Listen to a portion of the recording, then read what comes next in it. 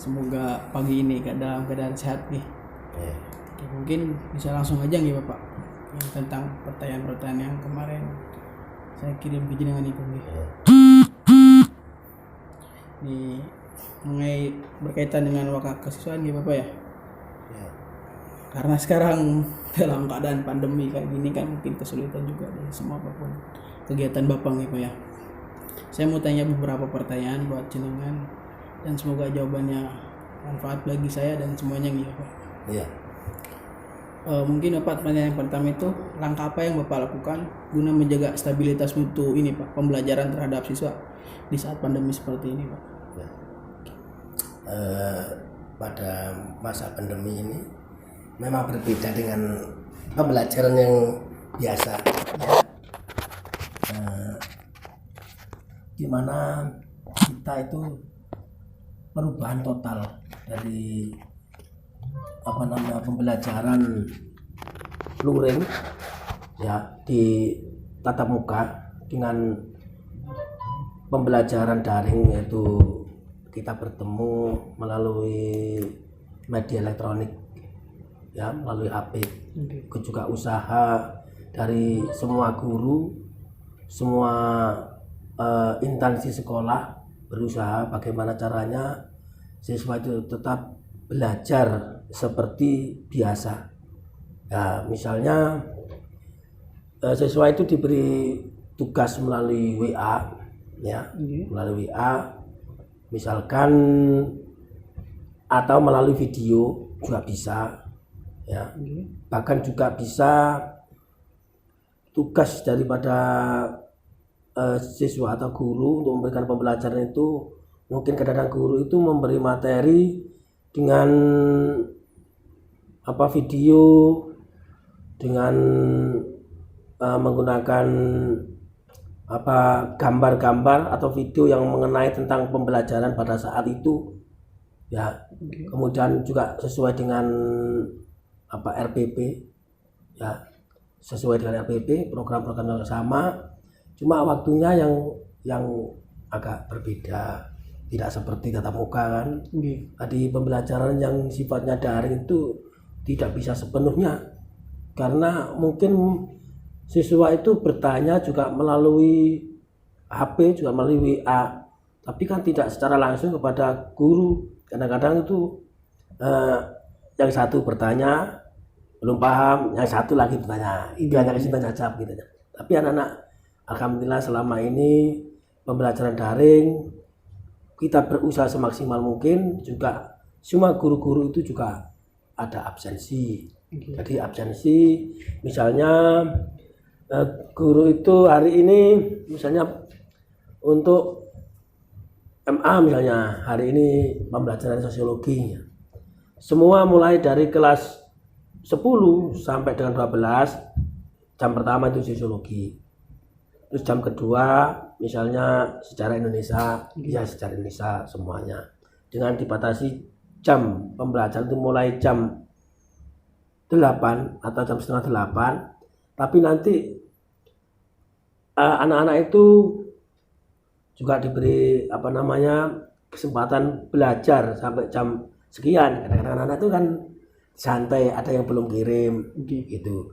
Jadi hampir sama dengan pembelajaran tatap muka, cuma dalam waktunya itu hanya sempit saja. Absen tetap berlaku seperti biasa, karena absen juga penting.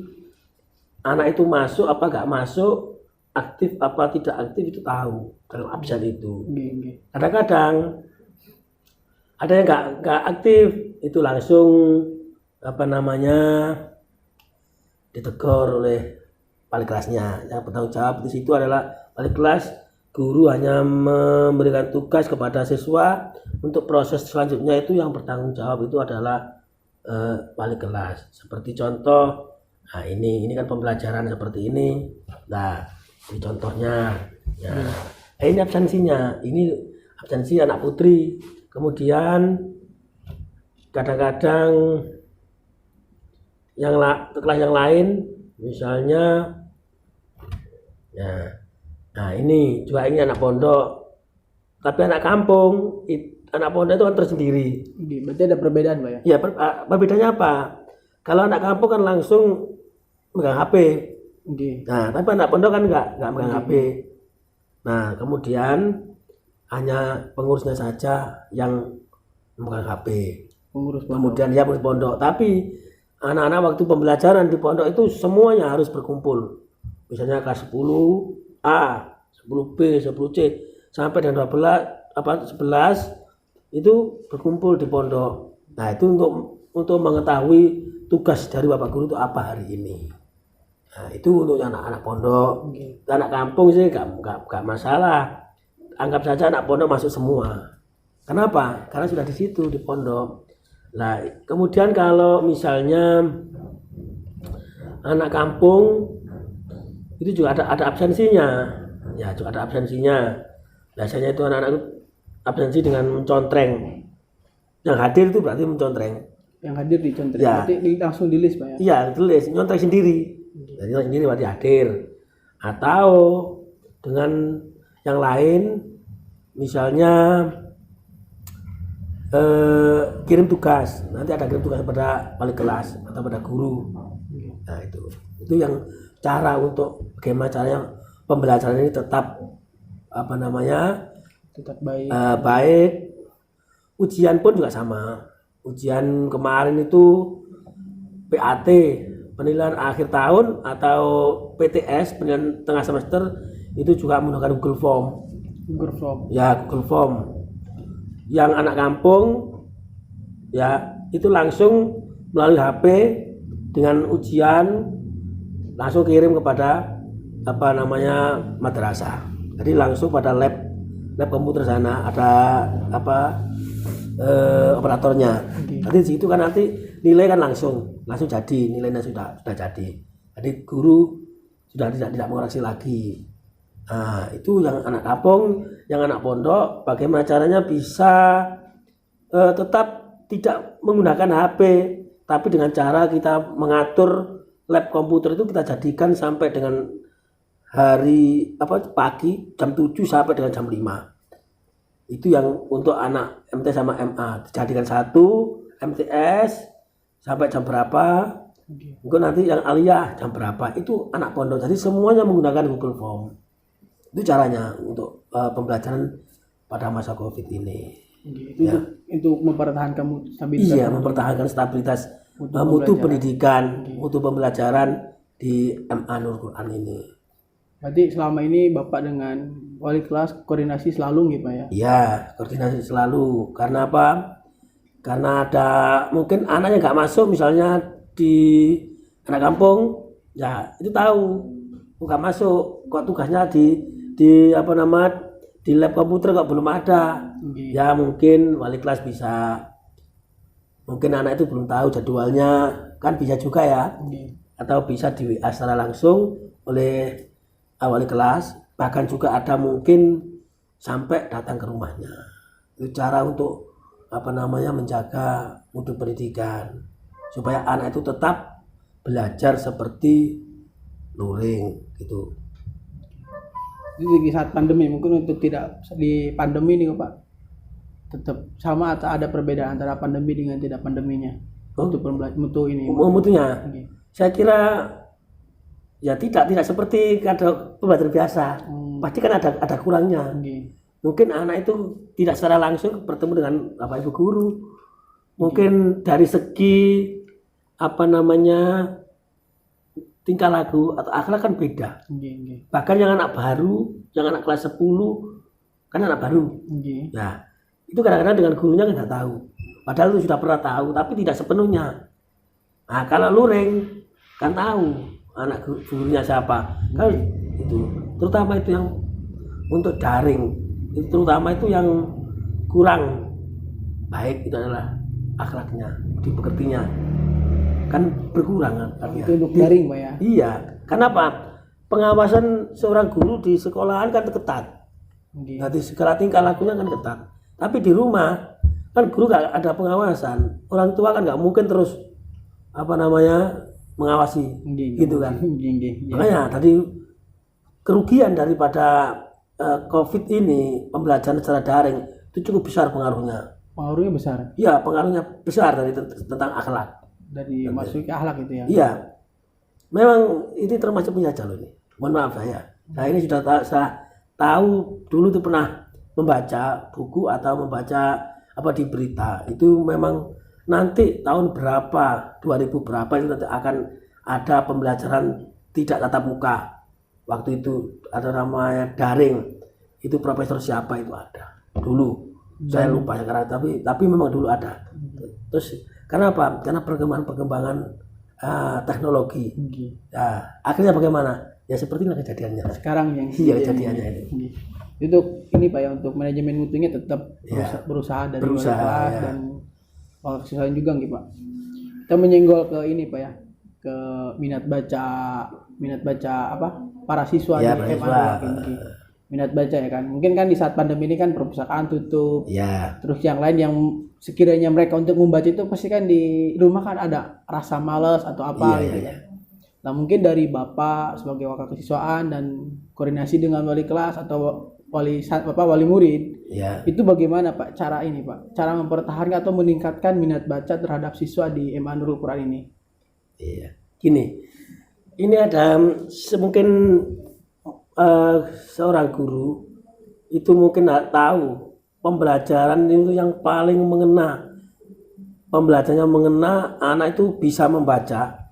Itu ada sedikit tapi bisa apa?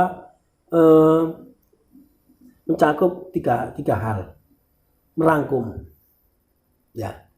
Rangkum. Ya, merisum atau nggih. merangkum. Nggih. Risum itu kan satu, sudah membaca kan? Nggih. Yang kedua, sudah menulis, Nggih. melatih menulis. Yang ketiga, pemahaman. Berarti kalau anak itu, mungkin guru itu begini, memberi tugas. Tolong dirangkum halaman 2 sampai 5 misalnya. Halaman 2 sampai 5 itu dirangkum.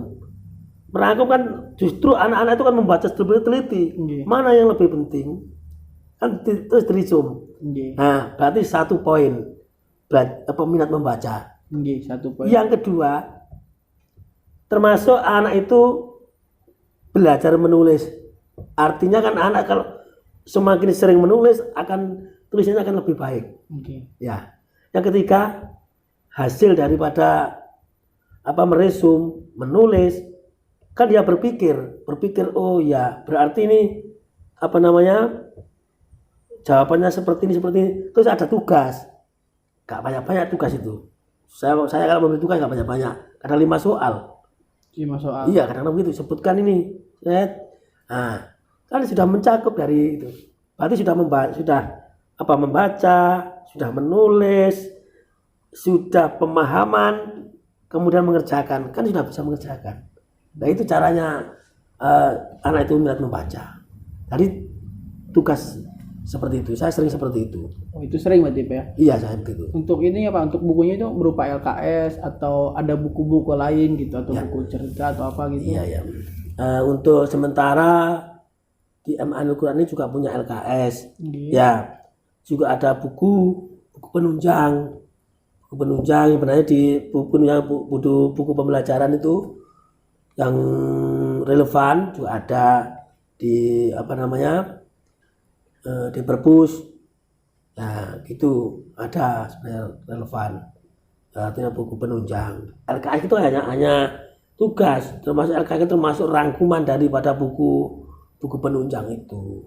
Jadi anak-anak kalau kepingin lebih luas lagi, kadang-kadang guru itu kan bisa memberi materi yang lain, tidak dari LKS itu. Oke. Nah, misalnya saya kadang-kadang itu saya kasih materi, kemudian saya tuliskan, kemudian saya foto. Sifatnya itu di situ gak ada materi tapi materi tambahan. Nah, itu tadi saya suruh menulis. Ya, artinya ada materi lain. Itu termasuk kan juga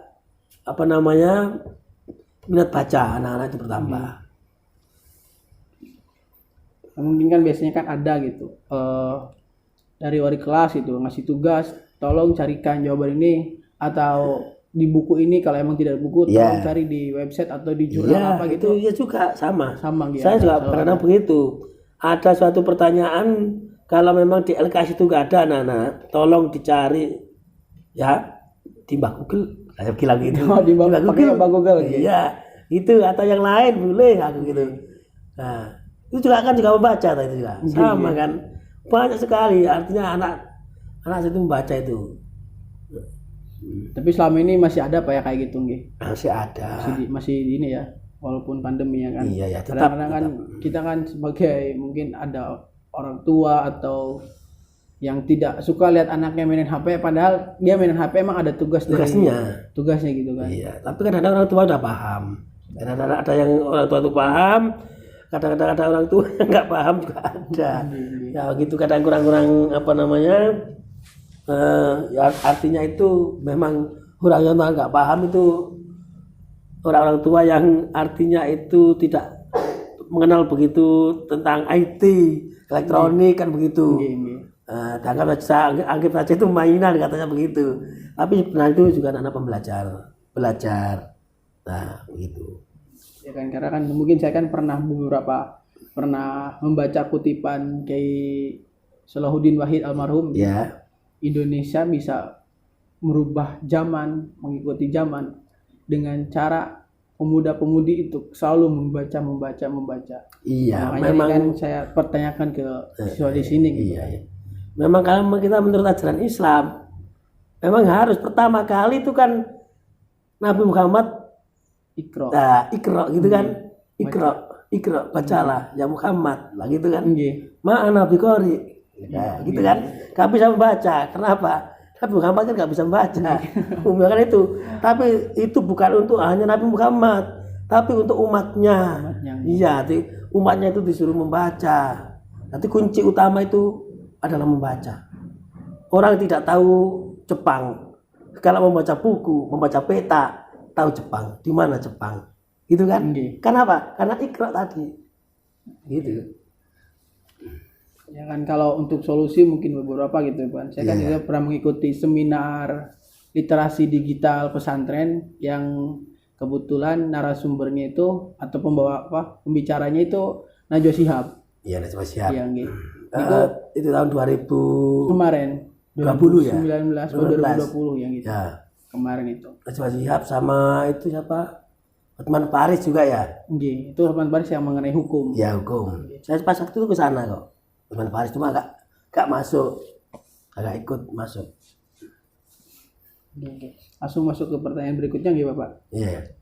Ya mungkin Bapak kan sebagai wakil kesiswaan kan punya visi misi atau punya harapan apa gitu terhadap siswa MA Nurul Quran, yang pasti kan jenengan pingin yang terbaik buat murid-murid di sini gitu Pak. Iya. Itu harapan Bapak terhadap murid itu bagaimana Pak?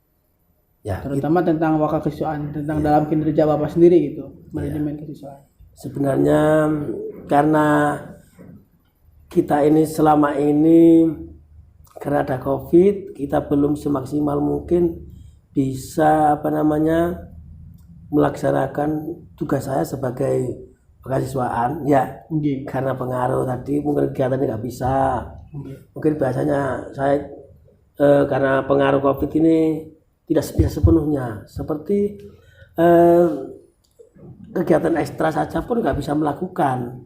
Nah biasanya kan ada ekstra pramuka, ada drum band ini juga ada latihan Jumat, cuma hanya sementara. Selama ini kan tidak pernah mengikuti perlombaan. Biasanya kan di sini kan selama ini kan 17 Agustus juga kan nggak ada. Nah, tadi untuk ekstrakurikuler juga macet. Tadi cuma latihan tapi tidak ada kelanjutan gitu. Ya ini tentang untuk ekstrakurikulernya. Kemudian pramuka juga belum ada kegiatan. Nah, cuma ingin saya punya misi ya, semoga anak-anak ini jadilah siswa yang berprestasi.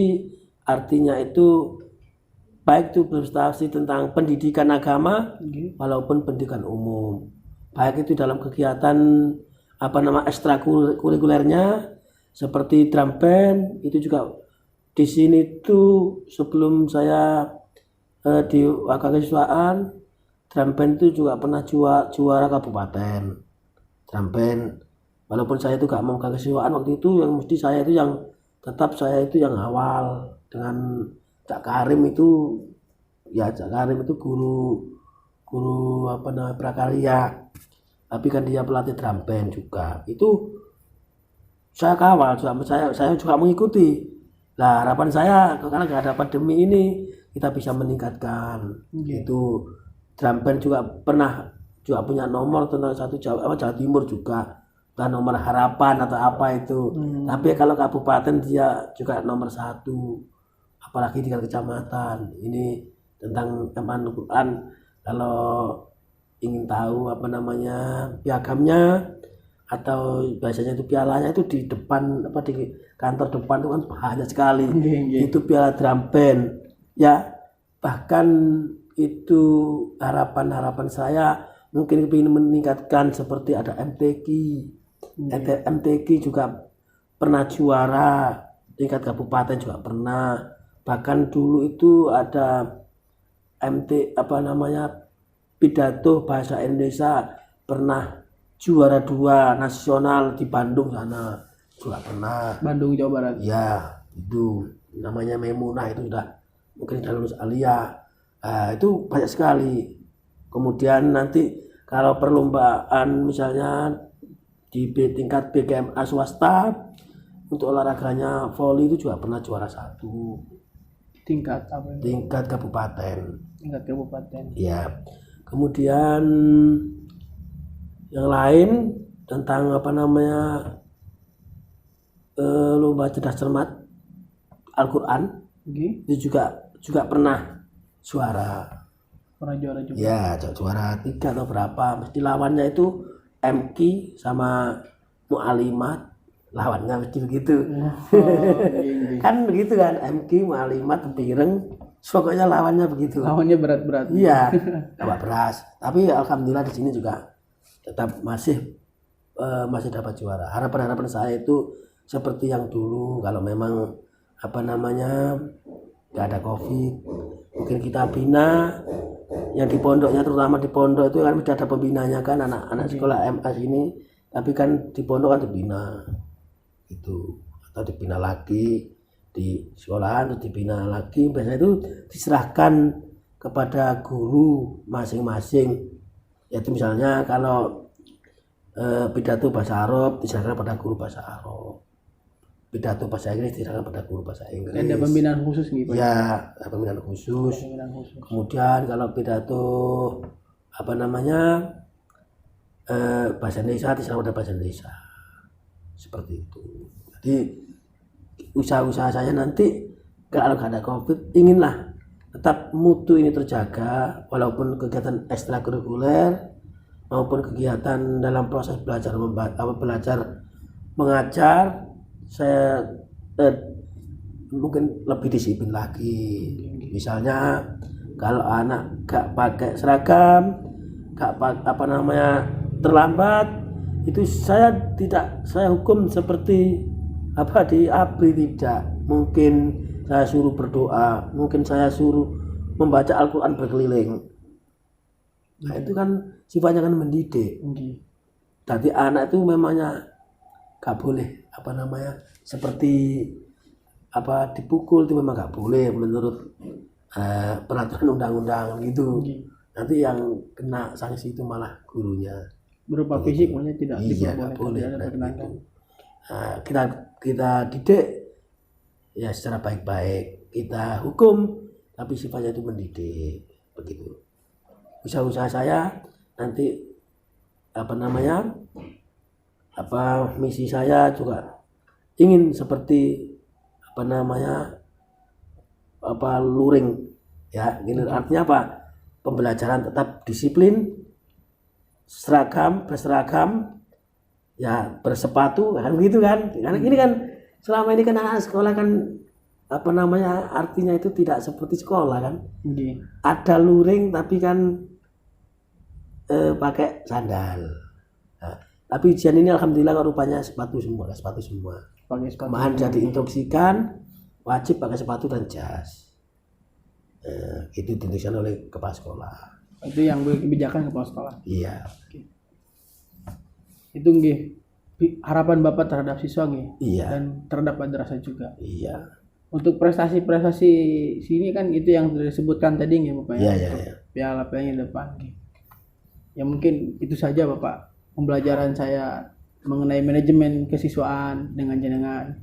Ya semoga dengan belajarnya atau menimba ilmu saya terhadap jenengan gitu kan bisa menjadikan saya ketika nanti saya memimpin sebuah lembaga gitu kan, dengan belajar ini bisa saya terapkan gitu, atau saya punya metode lain yang pasti semoga ini manfaat buat semuanya, terutama buat saya sendiri karena saya belajar langsung dengan jenengan. Oke. Mungkin itu saja nih Bapak.